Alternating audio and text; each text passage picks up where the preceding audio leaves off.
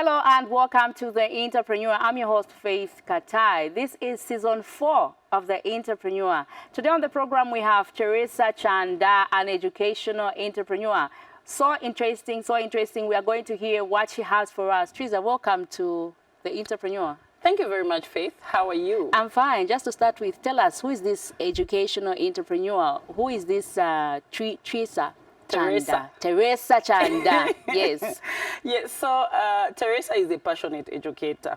And you know, apart from that, I'm a community person. Most of the people who know me as an educator as well as a community person, because I believe that every child deserves quality education, regardless of where they're coming from, regardless of their background. Yes, so I'm a teacher by profession. I've also done journalism. I've done primary education, I've done early childhood education, and I'm now doing special education. Wow, interesting. You are also a journalist. Yes, I am. Okay. Every entrepreneur has a story. Can you tell us back, or take us back to the moment you realize this is what I want to do, or this is what I've always dreamed of doing? So this is a very interesting question. Initially, you know, the way it is, we have a lot of business ideas in our heads. You know, I asked myself, why not, apart from maybe coming up with selling salaula, which actually brings in a lot of money, why not go to this business? But I concentrated on the business that I had passion with. I told myself, I cannot do this or that. Of course, the things that I wanted to do would still bring me money, but I concentrated on something that I was passionate with, and I'm very passionate with children. I'm a mother of 4, and then I know how to handle children. And then the time that I realized I really wanted to build a school, I really wanted to start a school, is the time I was working as a school manager at some school, very good school. And then I came across this boy. He was about the age of 5. And then this boy could not speak. He could not write. He could not do anything. So I thought this boy maybe was autistic, but he was not an autistic child. He was just a slow learner. And then everyone believed and then just treated him like a slow learner. So I thought, I put myself in a position of having such kind of a child. And then, because, you know, at that point, people were just, they could just look at him. Probably teachers were frustrated at that school. And then even parents were, you know, demoralized. They did not believe that maybe he could do greater things later on. So I looked at this child, and then I said, I think I can change things in him, because I believe a child is a child. And then a child is, can improve even in their skills if they meet the right people. Because I believe that if you want to improve a child's life, you need to create a relationship with them. So I said, how would it be like? Because I met a lot of other children like that, even in other schools. So I thought, if I could have my own school, and then embrace these children, I think I could make it, because I believed in myself. So that's what transpired. Great. So tell us about your school. What are you offering? So at my school, we're offering a lot.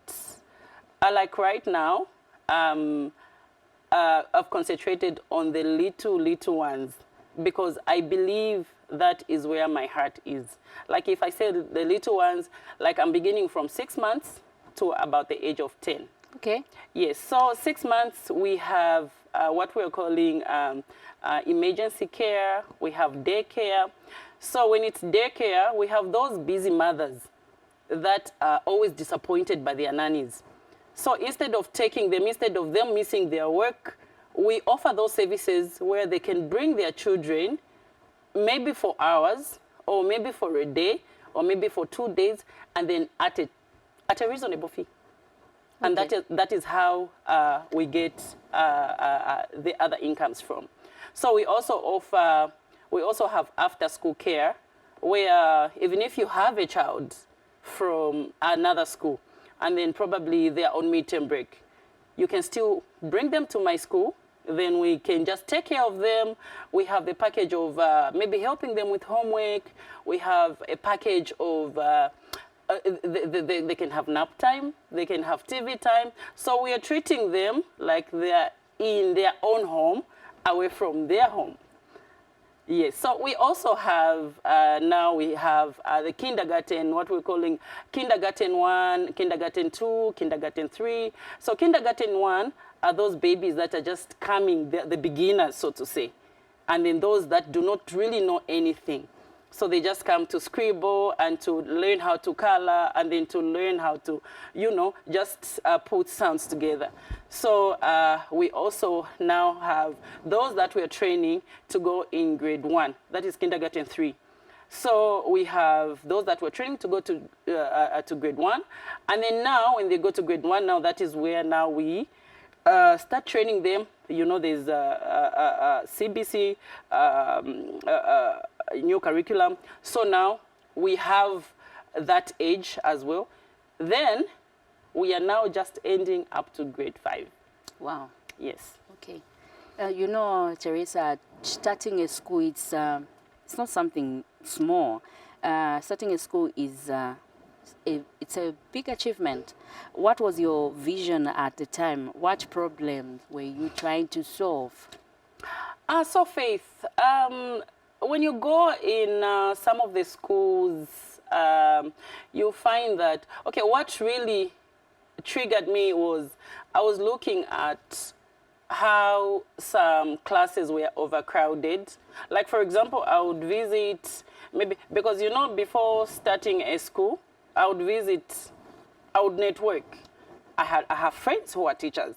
I had friends who are teachers then. So I would maybe visit a friend of mine who's a teacher, and then I could see her classes maybe overcrowded. So there are children that needed attention, and then that attention could not be shifted to them because, you know, as a teacher, you have to deal with a lot of learners in a class. So myself, my vision was if I had to start my own school, I would want a small class size with a very well experienced, a qualified and experienced teacher. And then on top of that, I would bring in an assistant teacher. So, you know, a class is an office. And then I dreamed of having a class which looks like an office, which is manageable, which is controllable. So I would bring in a teacher and I would bring in an assistant.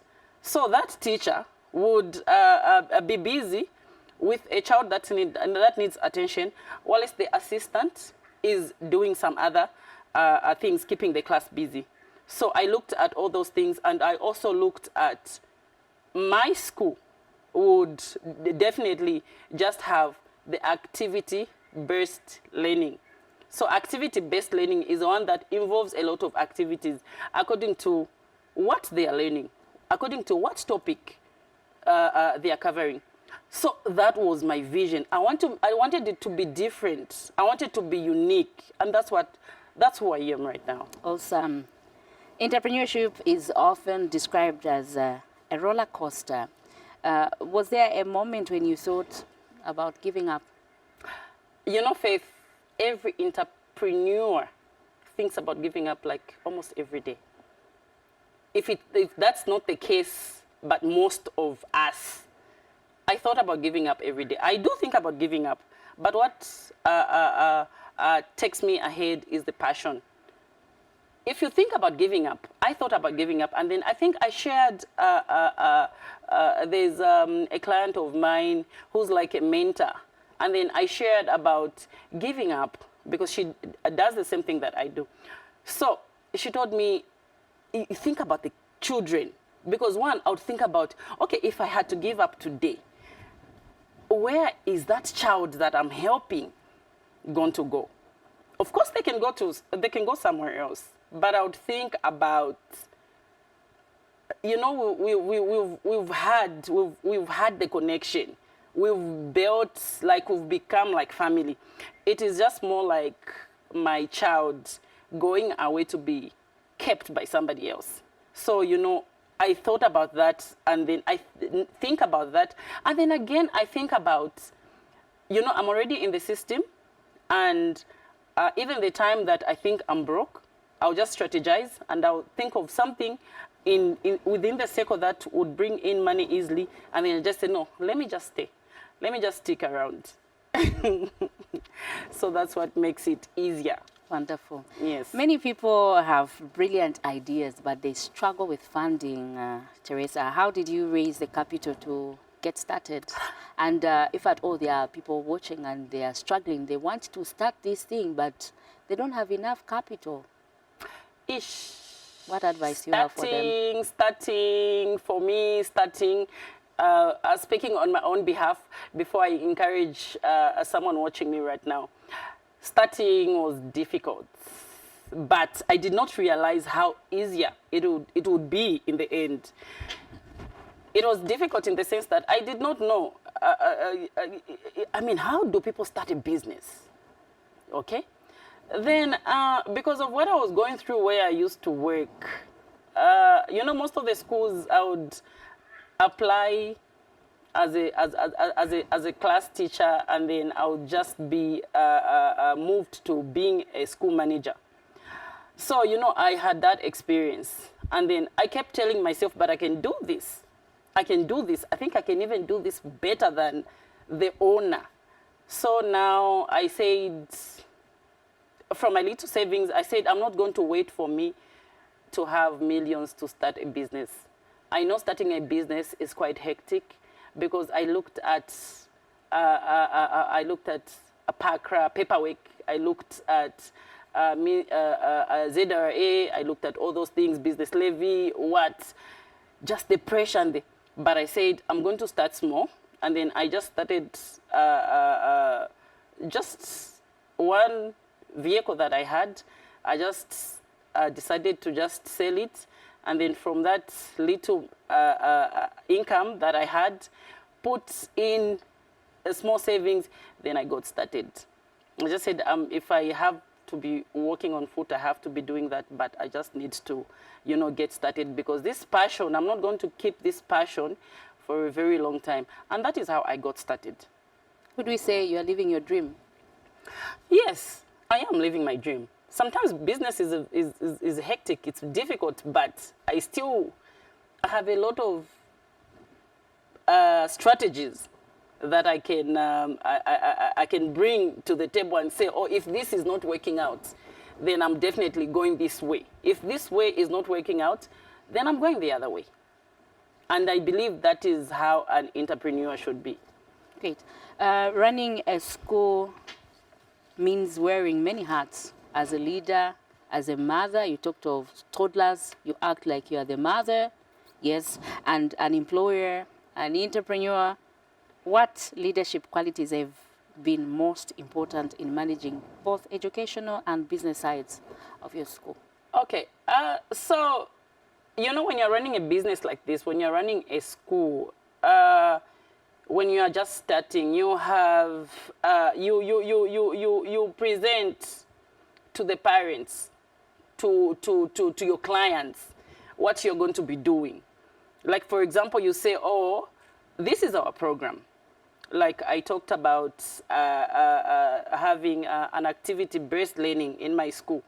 So an activity-based learning in my school, you know, parents know. They already know what you do on Thursdays. They already know you have this program, exciting programs on Thursdays. They know that.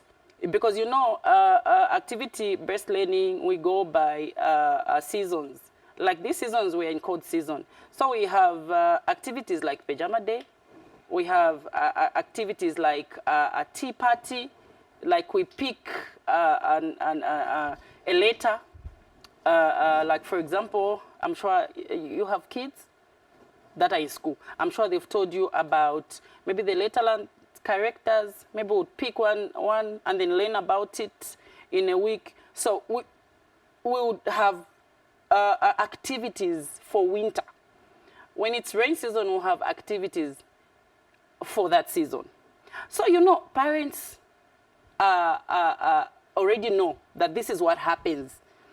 And then what the most important thing is to maintain. The moment you lose focus, or the moment you do not have the activity for that week, then parents will lose focus. And you know what happens? They're also going to feel lazy to pay.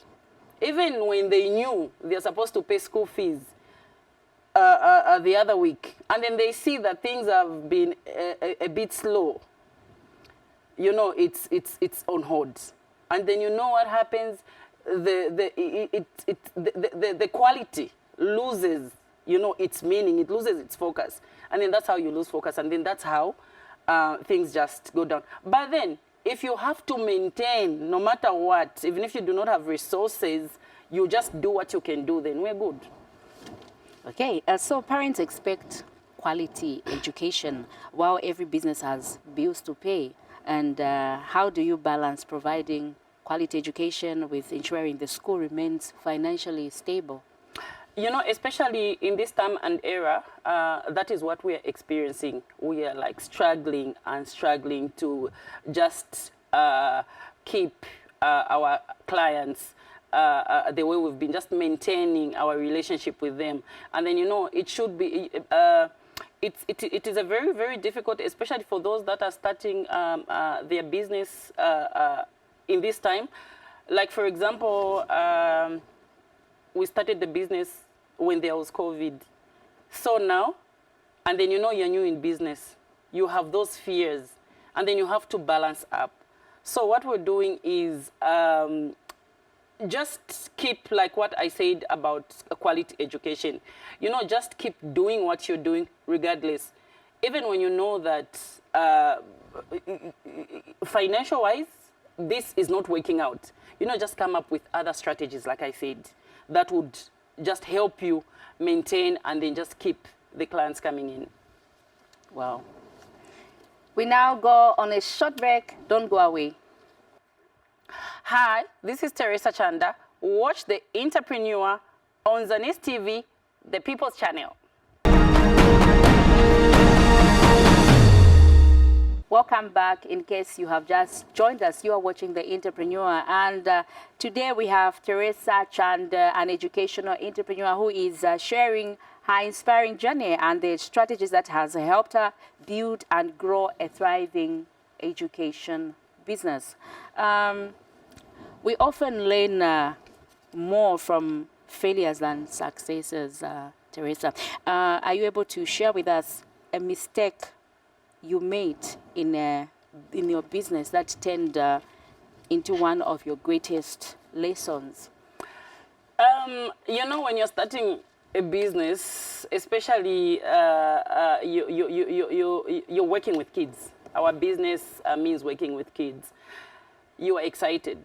But the mistake that I made was, you know, I was doing everything by myself. I was, at the same time, I wanted to be a teacher. I was excited. I wanted to be an accountant. I wanted to be, so that was a mistake. And then I realized I was leaving some of the things undone, some of the things done. And then, you know, that was just so hectic. So it doesn't work like that. Like, I really learned from that. And then at this time, I'm doing the right thing. I have, even when I'm not at work right now, I have already delegated. I know even when I'm not at the business, I'm not there, I know things are running. I know this one is doing what is supposed to be done. I know that without even me making calls. So how many people are you working with? I'm working with 5 staff. Yes. Great.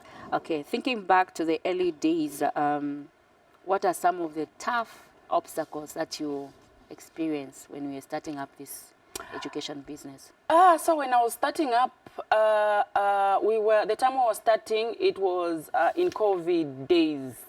So in COVID, you know, when you're starting up a business, you know funds are going to be coming in because of what you're offering. You know, you offer quality education, and then people come in, they make payments, and so on and so forth. But then it was not like that. It was like you open a school, and then, you know, COVID takes charge. And then that is where we lost it. I didn't know what to do. I even said this was a waste of time after putting in, investing, and then this comes. So it was tough, but at the same time, I still had to come up with what are we supposed to do to, for sustainability. So we started homeschooling, we started private tuitions here and there, and then it worked. Okay. Education is rapidly changing in terms of technology advancement. How have you embraced it as an educational entrepreneur? Now things are easier.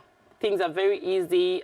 We have platforms like WhatsApp groups in schools where we can communicate with parents. And then sometimes when we have open day, sometimes a parent shouldn't, we have a walk-in policy, but sometimes parents, if a parent's wishes, they're busy at work, we can just send their children's results via, technology is doing a good job.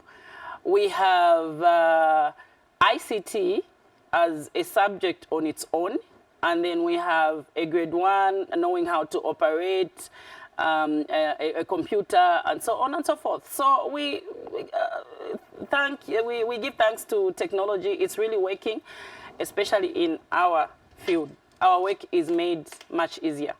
Nice. Yes. So what advice would you give to entrepreneurs who are struggling to grow their businesses despite working hard?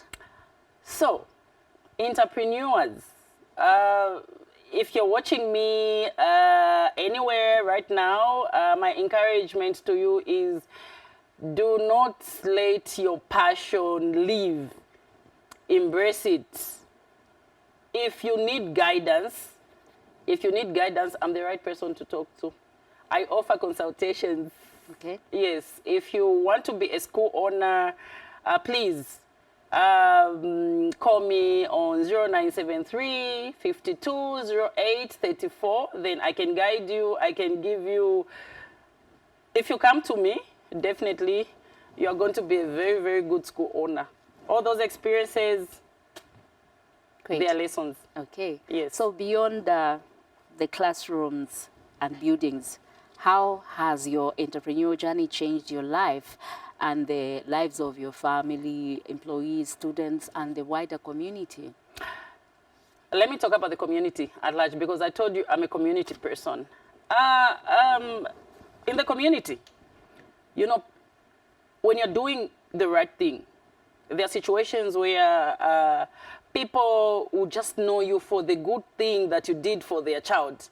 Then they'll tell another person. Then other person will tell. So they'll tell a friend, just like that, and then people know you. So even in the community you're working, people already know, oh, madam, this is, when they are with their friends, oh, this is the person who helped me with my child.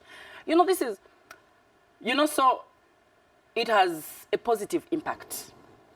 I'm very happy that at one point or another, I was able to create employment for someone out there. I was able to bring in, even just training someone to be very good teachers where they are now. Because we have some people, when you employ people, it doesn't mean that they're just going to be there. They do find greener pastures. And then where they go, they appreciate, they call me, they say, this is what I'm doing, thank you for your mentorship. I'm glad. So that is the positive impact that has brought in. You're really a good boss, I would say that. Okay, moving on. Finally, as we come to the end of the program, Theresa, for everyone watching who dreams of building a successful business, what are the 3 most important lessons you have learned that could help them turn their vision into reality? So, if you're watching me right now and you want to build a business like the one I'm into, the number 1 thing you need to have is passion. Then you need to also learn that, these children that we deal with come from different backgrounds. Not everyone is the same. So you need to have a heart. Then you do not need to wait for millions for you to start a business. You can start with any amount. You can just put, like right now, visit schools. You know, if you want to be a very good business person, an entrepreneur and everything, be a copycat. I was a copycat. I moved around schools and just copied whatever they do. So do that, and then you never regret it. Do not forget to ask questions from people who are already experiencing. If you know that that person, personally, I go at any time. I can call Dr. Rosia Siatwambo from Great North Road Group of Companies if I have a question, if I'm stuck. You know, so those are the people that inspire us. So you just need to be open about it. Then you're good to go. Great. Yes. Theresa, thank you so much for making this time for us to appear on The Entrepreneur. Thank you so much for having me. I really appreciate it. Thanks. Viewers, there you have it. This has been The Entrepreneur. On behalf of the entire Zanis production team, this has been Faith Katai. Goodbye, and thank you for watching.